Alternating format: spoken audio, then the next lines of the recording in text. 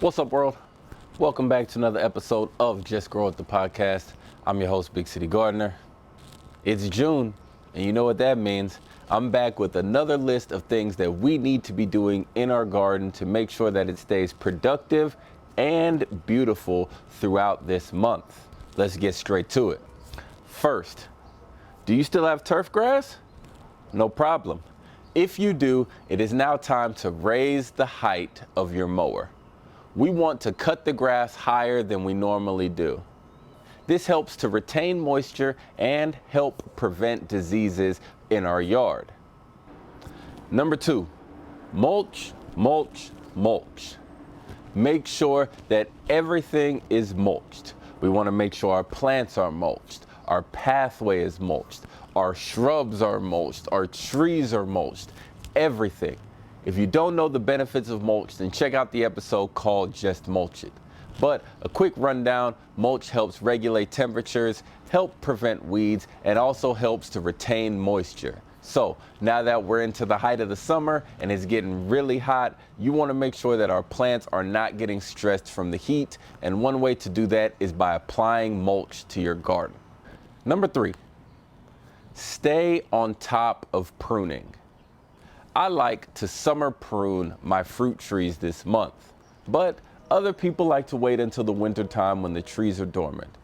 Either way, you want to make sure that you're staying on top of your pruning task. We want to remove spent flowers from our garden. We want to deadhead any flowering crops that still have seed heads attached. Deadheading flowers helps to encourage our plants to produce more flowers. Also, make sure you're removing all garden waste from your planting area. So we're removing diseased branches, stems, and leaves from our planting area. Number 4, now that it's getting hotter and hotter, we need to make sure that we are watering properly and efficiently. And the most efficient way that you can water your garden is through drip irrigation. So if you haven't already set up your drip irrigation, now is a great time to get started. Number 5, be on the lookout for increased pest activity. Now, this doesn't mean that we need to reach for pesticide. One thing that you can try doing is planting a perennial patch. Perennials have the ability to attract beneficials and pollinators to our garden who can help keep our pest numbers in check. So remember, pesticides, whether organic or conventional, are not always your best route. Number 6, make sure we are applying fertilizer to all of our container plants. That is a liquid fertilizer, of course. Container gardens need more regular applications of fertilizer, liquid fertilizer that is, than our in-ground or raised garden beds will. Also, if you have a vegetable garden, now's the time to fertilize your vegetable garden again. Remember I told you to do it in May? Well, do it again in June. Look, it's hot and some of our plants are really producing right now. So we want to make sure that we give them everything they need so that they can in return give us an amazing harvest. And that leads me to number 7. Make sure you are staying on top of your harvesting. The month of June, we start to get big harvests of things like peppers, tomatillos, cucumbers, eggplants. Even some of our tomatoes are still producing. So you want to make sure that you are out there harvesting diligently so that way we get the harvest as opposed to the birds or the squirrels or some other animal in our garden. Staying on top of harvesting helps to ensure that we don't end up with all sorts of volunteer plants in our garden. Remember, anytime a cucumber, tomato, tomatillo, things like that fall to the ground and start to break down and decompose, the seeds will then end up in our soil there and it has the potential to grow another plant.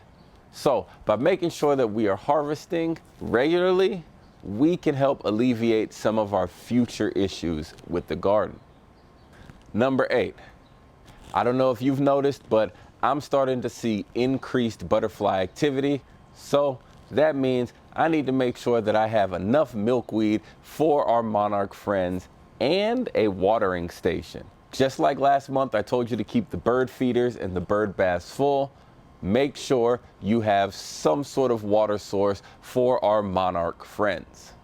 And number 10, the final one, make sure you fertilize your fruit trees this month. Figs, avocados, citrus, stone fruit, anything like that. This application of fertilizer in the summer can help our fruit trees to continue to grow and thrive and put on the size that we're looking for. If you do all of these chores and you continue to follow these chores that I give you, you will have one of the most productive and aesthetically pleasing gardens that you've had in your gardening career. I can promise you that. So that's it for this episode of Just Grow It, the podcast. But before I let you go, I do have an ask, and that is, please help me turn this into a top 10 gardening podcast. I can only do that with your help. So if you enjoyed this episode and found it informative, leave me a review. If you enjoyed this episode, or you think you know somebody who will enjoy this episode or other episodes of the podcast, share it with a friend or two.